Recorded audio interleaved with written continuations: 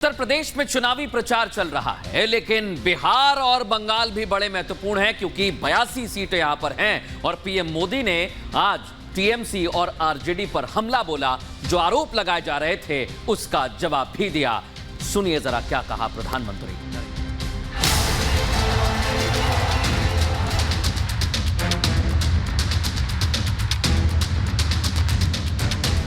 लोकसभा चुनावों में प्रधानमंत्री मोदी और बीजेपी ने पूरी ताकत झोंक दी है और एनडीए के विजय रथ को रोकने के लिए विपक्षी पार्टियां भी पूरी ताकत लगा रही हैं और इंडी अलायंस में शामिल क्षेत्रीय दल भी पीछे नहीं हैं। लेकिन प्रधानमंत्री मोदी ने बिहार से लेकर बंगाल तक चुनावी प्रचार कर आरजेडी और टीएमसी को जमकर घेरा।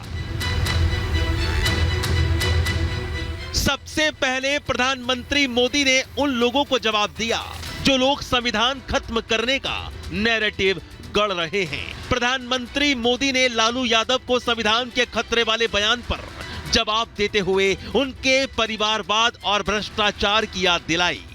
इनके पार्टी के नेता बोल रहे हैं खुलम खुला कि हम संविधान को बदल रहे हैं। ये बाबा साहब का बनाया हुआ संविधान है, कोई अरो गरो बाबा का बनाया हुआ नहीं है। जो भी कोशिश करेगा संविधान को बदलने के लिए, देश की गरीब पिछड़ी और दलित जनता आंख निकाल लेगी इनका।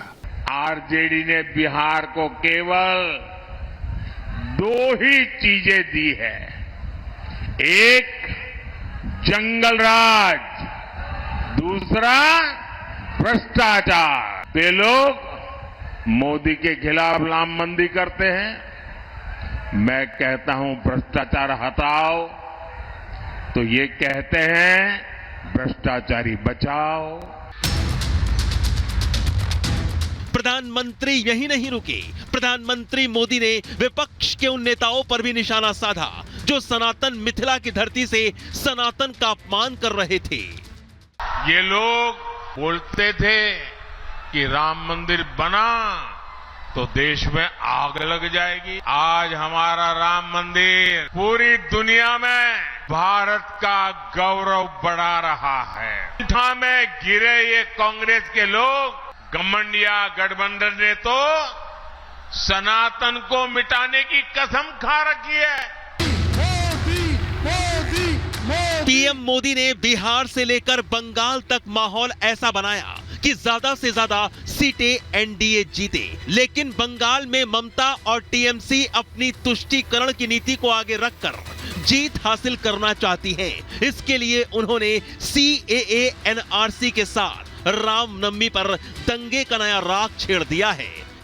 बीजेपी नहीं आने वाला है और नहीं जीतेंगे, वो एनआरसी करके आपको भगा देंगे।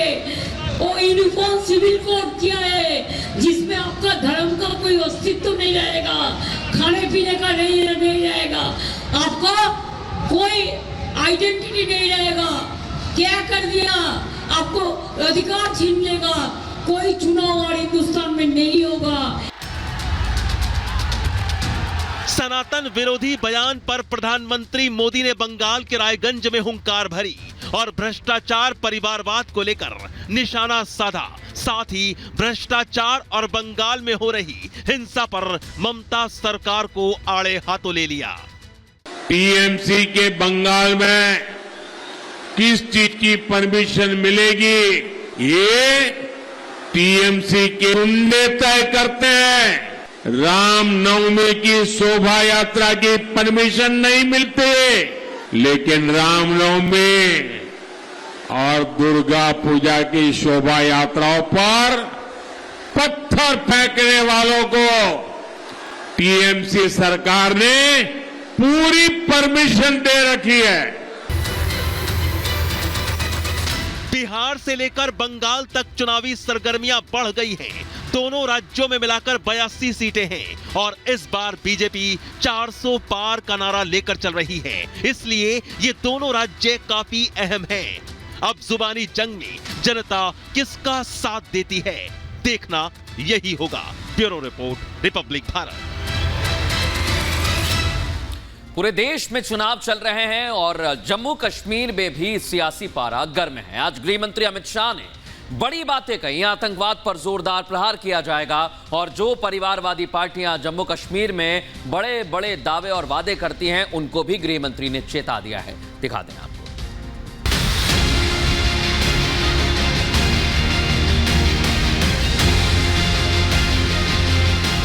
आज धारा 370 समाप्त हो गई है। आतंकवाद अपनी अंतिम सांसें गिन रहा है।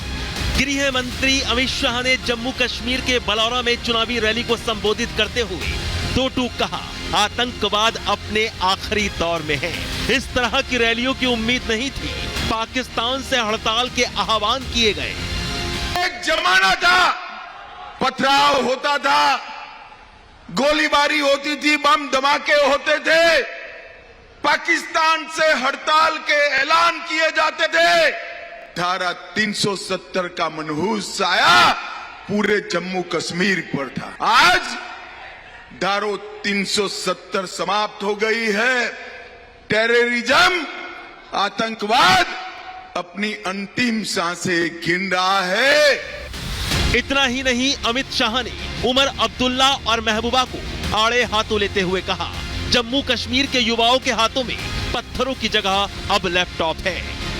जो युवा पथराव कर रहे थे वो युवाओं के हाथ में पत्थर की तरह जगह लैपटॉप है परिवर्तन नरेंद्र मोदी। कांग्रेस, पीडीपी और एनसी, ये तीनों पार्टियों ने यहां पर जमहूरियत को रोक कर रखा था, लोकतंत्र को रोक कर रखा था। इतने सालों से इनके अधिकारों को वो मार खाए थे।